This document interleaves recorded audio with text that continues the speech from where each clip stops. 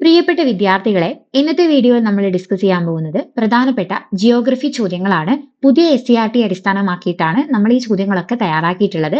Important ആയിട്ടുള്ള ഈ ചോദ്യങ്ങൾ മുഴുവനായിട്ട് കാണാൻ ശ്രമിക്കുക. നമുക്ക് വീഡിയോയിലേക്ക് പോകാം.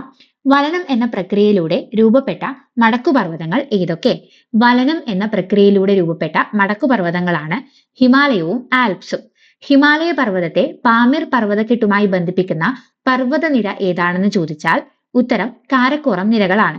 ഹിമാലയ പർവ്വതത്തെ പാമിർ പർവ്വതക്കെട്ടുമായി ബന്ധിപ്പിക്കുന്ന പർവ്വതനിരയാണ് കാരക്കോറം നിര. ട്രാൻസ് ഹിമാലയത്തിന്റെ ശരാശരി ഉയരം എത്രയാണെന്ന് ചോദിച്ചാൽ ശരാശരി 3000 മീറ്റർ ആണ് ഉയരം.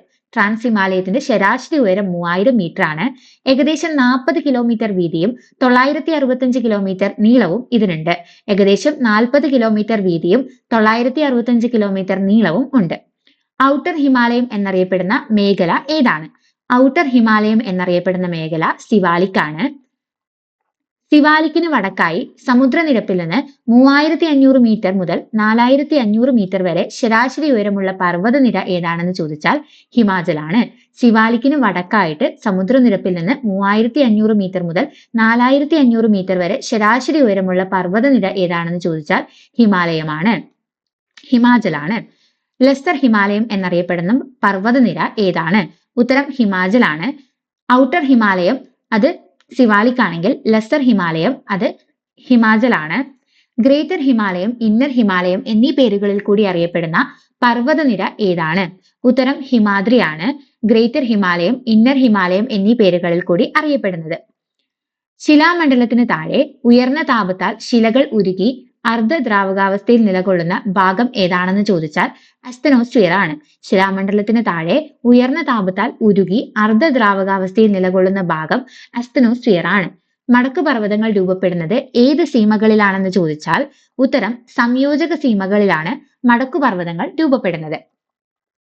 ഹിമാലയ പർവ്വതം രൂപം കൊള്ളുന്നതിന് കാരണമായ ഫലകങ്ങൾ ഇന്ത്യൻ ഫലകവും യുറേഷ്യൻ ഫലകവുമാണ്. ഇന്ത്യൻ ഫലകത്തിനും യുറേഷ്യൻ ഫലകത്തിനും ഇടയിലായി സ്ഥിതി ഉണ്ടായിരുന്ന സമുദ്രം ഏതാണെന്ന് ചോദിച്ചാൽ ടെതിസ് ആണ്. ഹിമാലയത്തെ പ്രാദേശിക വിഭാഗങ്ങളായിട്ട് തരംതിരിച്ചിരിക്കുന്നത് എന്തിന്റെ അടിസ്ഥാനത്തിലാണ് എന്ന് ചോദിച്ചാൽ ഹിമാലയ പർവ്വതനിരകൾക്ക് കുറുകെ ഒഴുകുന്ന നദികളെ അടിസ്ഥാനപ്പെടുത്തിയാണ് ഹിമാലയത്തെ പ്രാദേശിക വിഭാഗങ്ങളായിട്ട് തരംതിരിച്ചിട്ടുള്ളത്. ഹിമാലയത്തെ പ്രാദേശിക വിഭാഗങ്ങളായിട്ട് എത്രയായി തരംതിരിച്ചിരിക്കുന്നു എന്ന് ചോദിച്ചാൽ 3 ആയിട്ടാണ്. പടിഞ്ഞാറൻ ഹിമാലയം, മധ്യ ഹിമാലയം, കിഴക്കൻ ഹിമാലയം എന്നിങ്ങനെയാണ് ഹിമാലയത്തെ പ്രാദേശികമായിട്ട് തരംതിരിച്ചിട്ടുള്ളത്.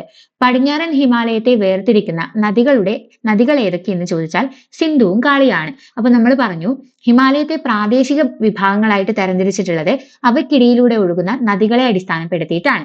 3 ആയിട്ടാണ് തരംതിരിച്ചിട്ടുള്ളത്. പടിഞ്ഞാറൻ ഹിമാലയം, മധ്യ ഹിമാലയം, കിഴക്കൻ ഹിമാലയം എന്നിങ്ങനെയാണത്. അപ്പൊ പടിഞ്ഞാറൻ ഹിമാലയത്തെ വേർതിരിക്കുന്ന നദികൾ ഏതൊക്കെയാണെന്ന് ചോദിച്ചാൽ സിന്ധുവും കാളിയുമാണ്. മധ്യ ഹിമാലയത്തെ വേർതിരിക്കുന്ന നദികൾ കാളിയും ടീസ്തയുമാണ്. കിഴക്കൻ ഹിമാലയത്തെ വേർതിരിക്കുന്ന നദികൾ ടീസ്തയും ബ്രഹ്മപുത്രയുമാണ്. അപ്പോ മധ്യ ഹിമാലയത്തെ വേർതിരിക്കുന്നത് കാളി, ടീസ്ത. കിഴക്കൻ ഹിമാലയത്തെ വേർതിരിക്കുന്നത് ടീസ്ത, ബ്രഹ്മപുത്ര. കാളി നദി ഏത് നദിയുടെ പോഷക നദിയാണെന്ന് ചോദിച്ചാൽ ഘാഗര നദിയുടെ പോഷക നദിയാണ് കാളി നദി. ഘാഗര നദിയുടെ പോഷക നദിയാണ് കാളി നദി. ലോകത്തിലെ രണ്ടാമത്തെ ഉയരമേറിയ കൊടുമുടിയായിട്ടുള്ള മൗണ്ട് കെറ്റു ഏത് പർവ്വതനിരയിലാണ് സ്ഥിതി ചെയ്യുന്നതെന്ന് ചോദിച്ചാൽ കാരക്കോറം നിരകളിലാണ് മൗണ്ട് കെറ്റു സ്ഥിതി ചെയ്യുന്നത്. നദികൾ ഉത്ഭവിക്കുന്ന പ്രദേശത്തെ എന്ത് പേരിലാണ് വിളിക്കുന്നതെന്ന് ചോദിച്ചാൽ പ്രഭവസ്ഥാനം. നദികൾ ഉത്ഭവിക്കുന്ന പ്രദേശമാണ് പ്രഭവസ്ഥാനം. അപ്പൊ നദികൾ കടലിലോ മറ്റേതെങ്കിലോ ജലാശയത്തിൽ പതിക്കുന്നയിടത്തെ നദീമുഖം എന്ന് വിളിക്കുന്നു. അപ്പൊ ഉത്ഭവിക്കുന്ന സ്ഥലം പ്രഭവസ്ഥാനമെന്നും പതിക്കുന്ന സ്ഥലം നദീമുഖം എന്നും അറിയപ്പെടുന്നു. ബ്രഹ്മപുത്ര നദിയുടെ പ്രധാനപ്പെട്ട പോഷക നദികൾ ഏതൊക്കെയാണെന്ന് ചോദിച്ചാൽ ലോഹിത്, മാനസ്, ടീസ്ത, ദിബാംഗ്. ലോഹിത്, മാനസ്, ടീസ്ത, ദിബാംഗ്. എക്കൽ വിശറികളാൽ സമ്പന്നമായ സമതലം ഏതാണെന്ന് ചോദിച്ചാൽ ബ്രഹ്മപുത്ര സമതലം. എക്കൽ വിശറികളാൽ സമ്പന്നമായിട്ടുള്ള സമതലം ബ്രഹ്മപുത്ര സമതലമാണ്.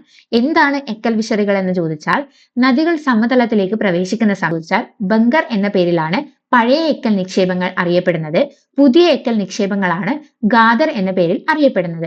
അപ്പൊ ഇത്രയാണ് നമ്മൾ ഇന്ന് തയ്യാറാക്കിയിട്ടുള്ള ജിയോഗ്രഫി ചോദ്യങ്ങൾ.